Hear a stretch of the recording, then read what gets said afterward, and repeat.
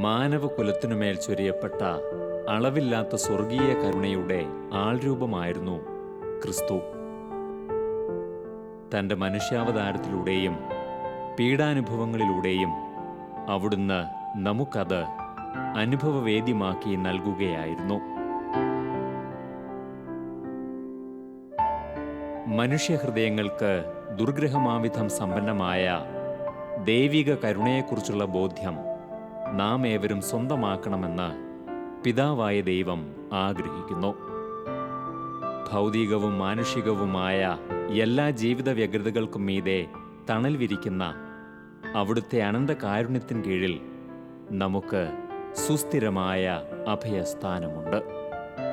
സകല ആത്മാക്കളും ഈ ദൈവിക രഹസ്യം ഗ്രഹിക്കണമെന്ന് ആഗ്രഹിച്ച ദൈവം തൻ്റെ സ്വർഗീയ കരുണയുടെ സന്ദേശവാഹകയായി ഒരു വ്യക്തിയെ തെരഞ്ഞെടുത്തു. ഹ്രസ്വമായ തൻ്റെ ജീവിതകാലം മുഴുവൻ അവിടുത്തെ ഇഷ്ടത്തിനു വേണ്ടി നീക്കിവെച്ച അവൾ പിൽക്കാലത്ത് സ്വർഗീയ കാരുണ്യത്തിൻ്റെ അപ്പസ്തോലയായി അറിയപ്പെട്ടു.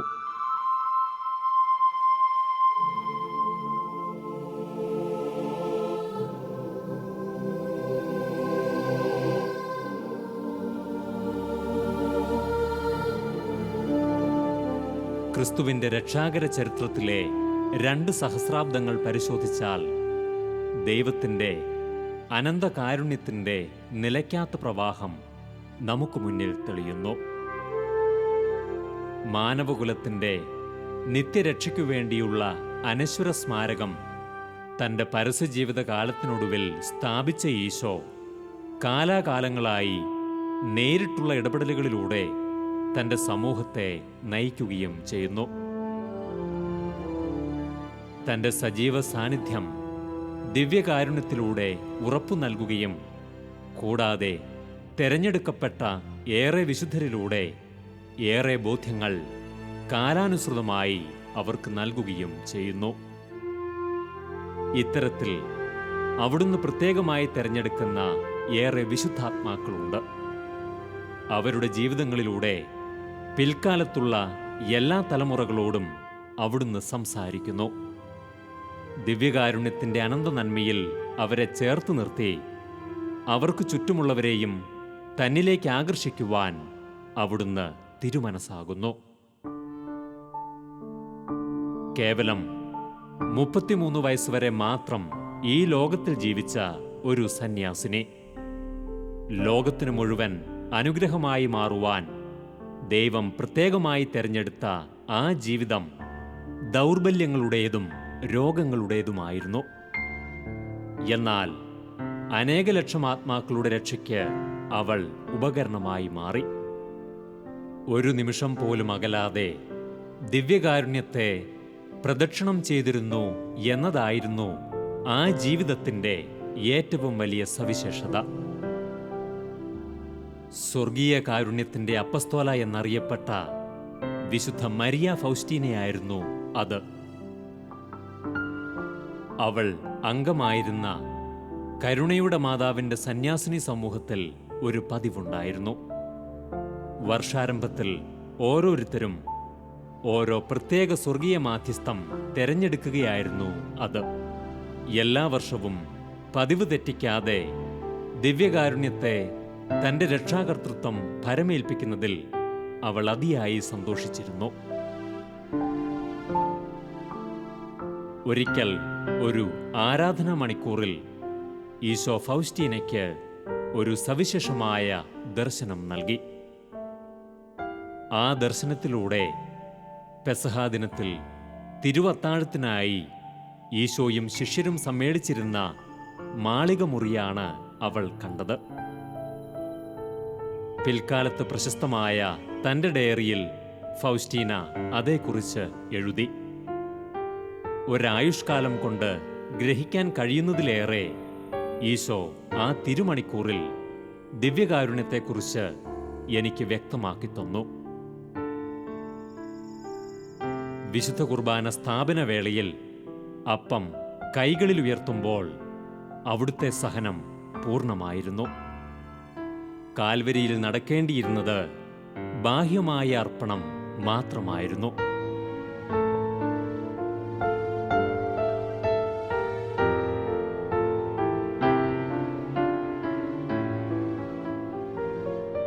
വിശുദ്ധ ഫൗസ്റ്റീന തൻ്റെ ഇഹലോക ജീവിതത്തിൻ്റെ അവസാന 4 വർഷങ്ങളിൽ ഡയറിയിൽ കുറിച്ച വാക്കുകൾ ദൈവവുമായുള്ള അവളുടെ ഹൃദയൈക്യത്തിൻ്റെയും അവളുടെ ഉത്തമമായ ആത്മീയ ജീവിതത്തിൻ്റെയും നേർക്കാഴ്ചയാണ്.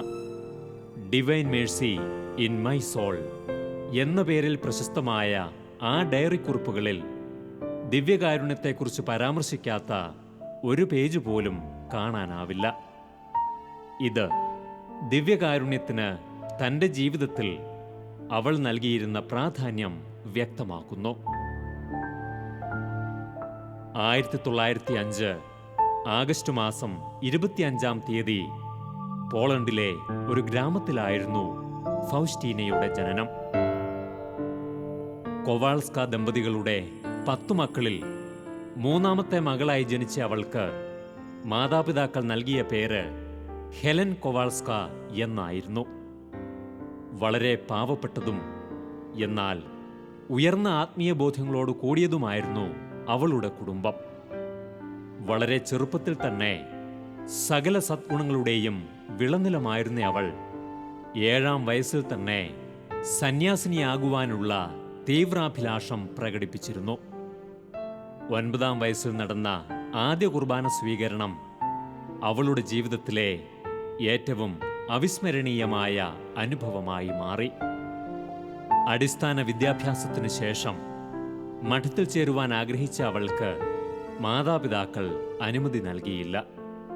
16 വയസ്സായപ്പോൾ ചില വീടുകളിൽ ജോലിക്കാരിയായി അവൾ സേവനം ചെയ്തിരുന്നു.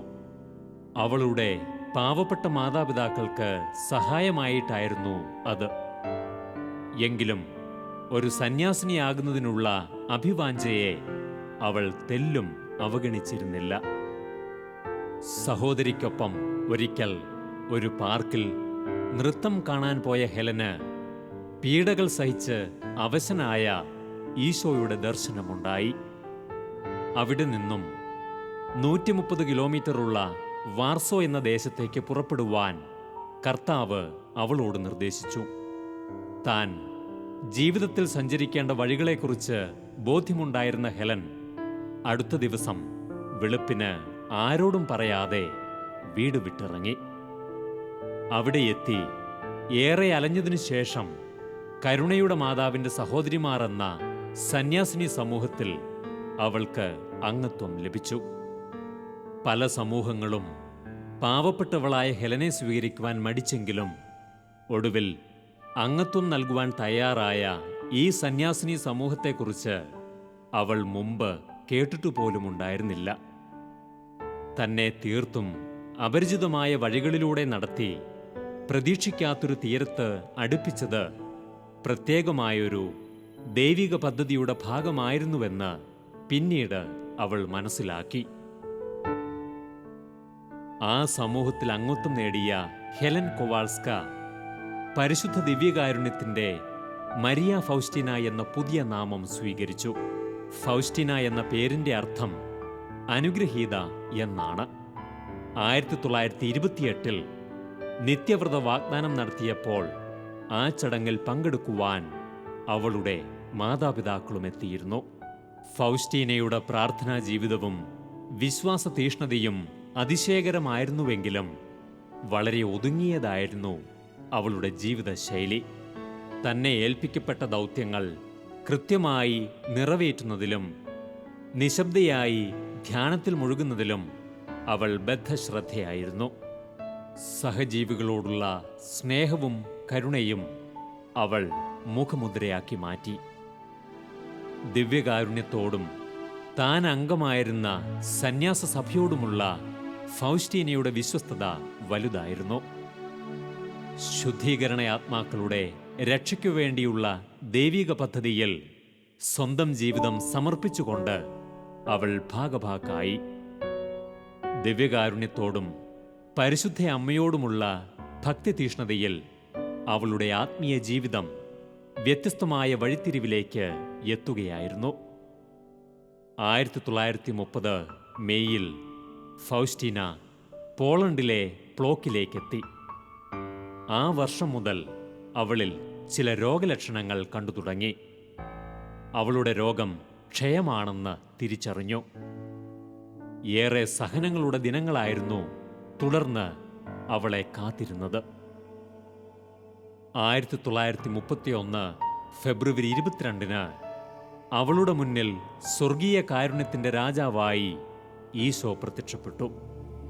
വെളുത്ത അങ്കി ധരിച്ച് ഹൃദയത്തിൽ നിന്നും ചുവപ്പും വെളുപ്പും പ്രകാശരശ്മികൾ പ്രസരിക്കും വിധം തനിക്ക് കാണപ്പെട്ട ഈശോ പറഞ്ഞ വാക്കുകൾ അവൾ തൻ്റെ ഡയറിയിൽ രേഖപ്പെടുത്തിയിരിക്കുന്നു.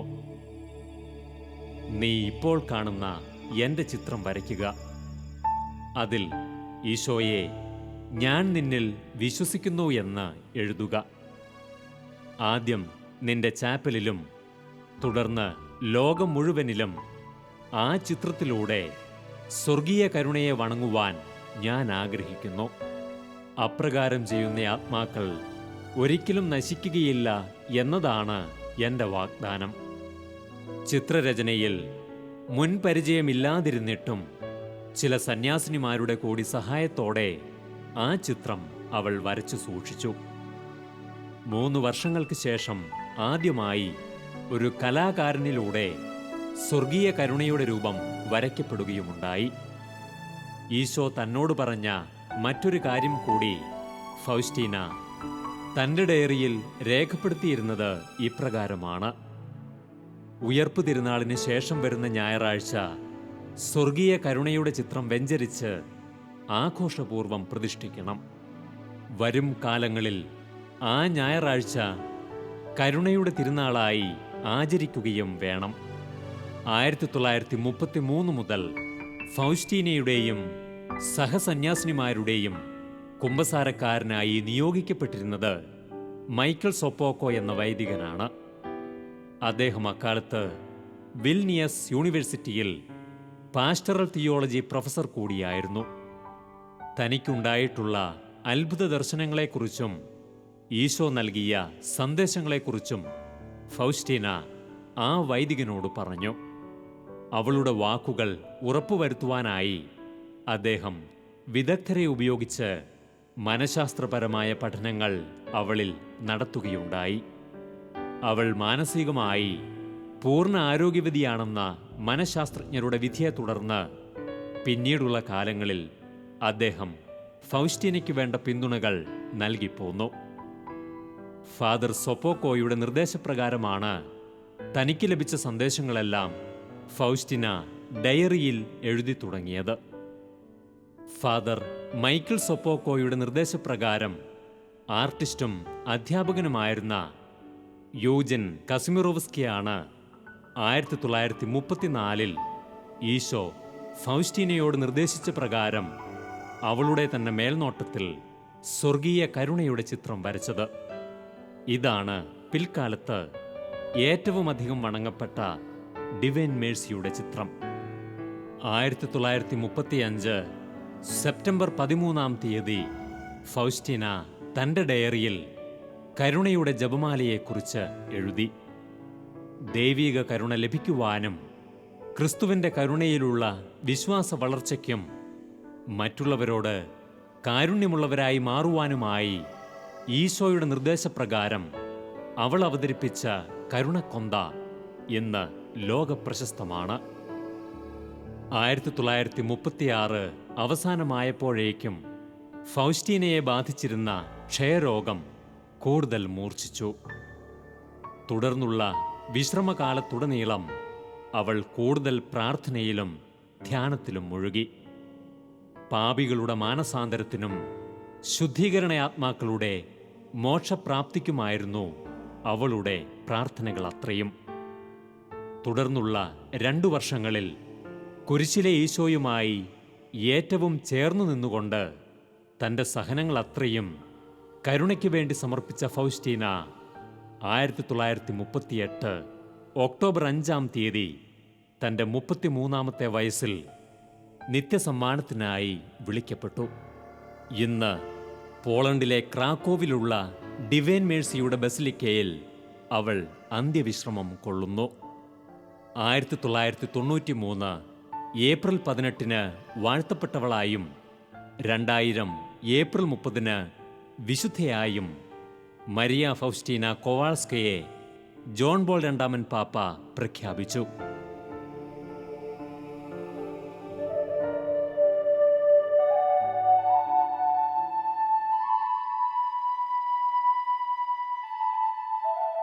Divine mercy in my soul എന്ന വിശുദ്ധ ഫൗസ്റ്റീനയുടെ ഡയറി കുറിപ്പുകളിലൂടെ ദൈവിക കരുണയെ എപ്രകാരമാണ് നാം വണങ്ങേണ്ടത് എന്ന് ഈശോ വ്യക്തമാക്കുന്നുണ്ട്. ഏറ്റവും അനുഗ്രഹീതമായ ദൈവിക കരുണയോടുള്ള ഭക്തി എക്കാലവും നിലനിർത്തുന്നതിനായി അവിടുത്തെ തിരുവിഷ്ടമനുസരിച്ചാണ് കരുണയുടെ തിരുനാൾ ആചരണവും കരുണക്കൊന്തയും സ്വർഗീയ കരുണയുടെ നൊവേനയും വെളിപ്പെട്ടത്. അതോടൊപ്പം അവിടുന്ന് ഫൗസ്റ്റീനയ്ക്ക് വെളിപ്പെടുത്തി നൽകിയ മറ്റൊരു പ്രാർത്ഥനാ രീതിയാണ് 3 മണിയുടെ തിരുമണിക്കൂർ പ്രാർത്ഥന അഥവാ മാനസാന്തര പ്രാർത്ഥന. പീഡാനുഭവ വെള്ളി ദിനത്തിൽ ഈശോ വിവരണാതീതമായ പീഡകൾ സഹിച്ച് കുരിശുമരണം വരിച്ചത് 3 മണിക്കായിരുന്നു. മാനവരക്ഷയ്ക്കു വേണ്ടി കുരിശിൽ അർപ്പിക്കപ്പെട്ട ആ മഹായാഗത്തിൻ്റെ സ്മരണയിൽ ആചരിക്കപ്പെടുന്ന ആ തിരുമണിക്കൂറിൽ ഉയരുന്ന പ്രാർത്ഥനകളിലൂടെ അതിശയകരമായ ദിവ്യാനുഗ്രഹങ്ങൾ ഈശോ ഉറപ്പു നൽകുന്നു.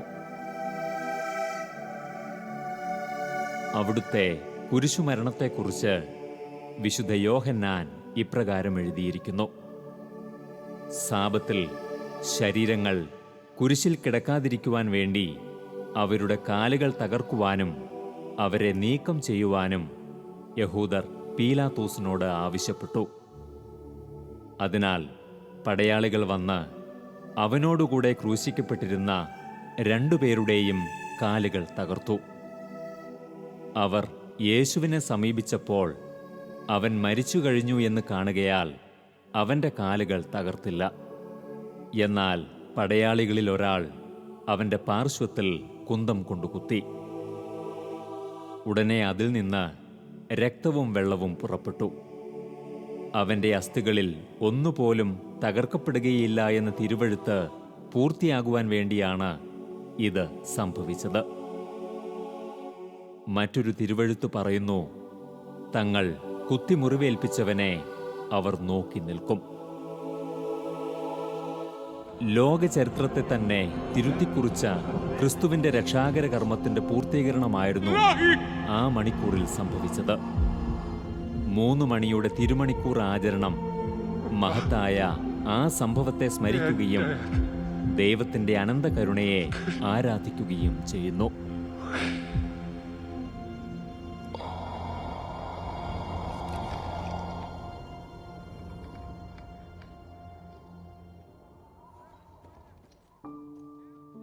വിശുദ്ധ ഫൗസ്റ്റീനയ്ക്ക് മുന്നിൽ ദൈവിക കരുണയുടെ അടയാളങ്ങൾ പേറി പ്രത്യക്ഷനായ ഈശോയുടെ ഹൃദയത്തിൽ നിന്നും ചുവപ്പും വെളുപ്പും നിറമുള്ള രശ്മികൾ പുറപ്പെട്ടിരുന്നു.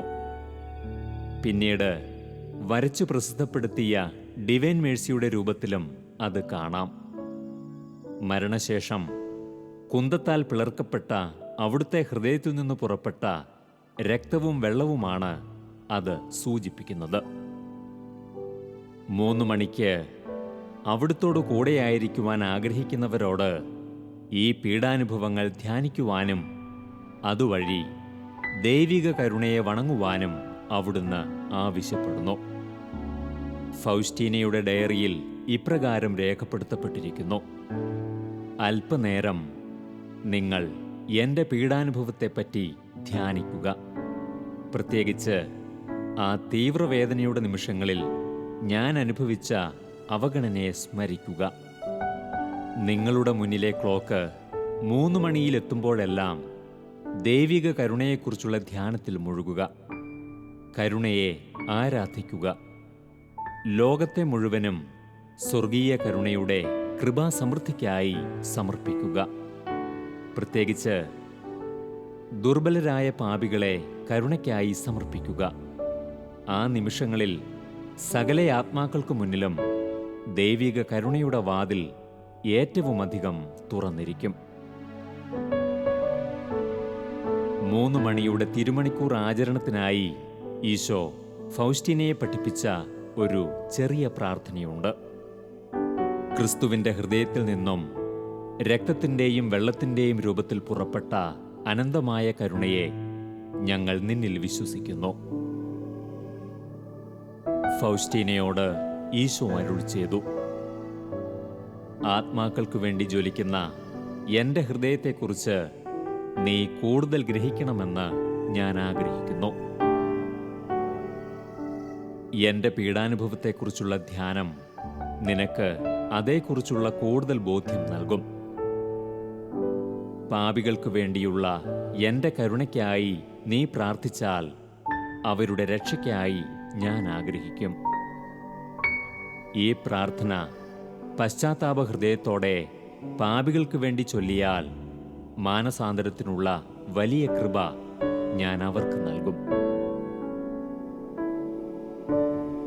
വിശുദ്ധ ഫൗസ്റ്റീനയ്ക്ക് ഈശോ നൽകിയ സന്ദേശങ്ങൾ നമുക്ക് വേണ്ടിയുമുള്ളതാണ്. ദൈവത്തിൻ്റെ അളവില്ലാത്ത കരുണ ഈ ലോകത്തെ മുഴുവൻ കൃപകളാൽ നിറയ്ക്കുവാനും പാപികളുടെ മാനസാന്തരത്തിനായും അനേകർ ദൈവത്തിൻ്റെ കരുണയുടെ വ്യാപ്തി തിരിച്ചറിഞ്ഞ് അവിടുത്തോട് കൂടുതൽ അടുക്കുവാനും സ്വർഗീയ കരുണയുടെ പ്രചാരകരായി മാറുവാൻ നമുക്ക് പ്രയത്നിക്കാം.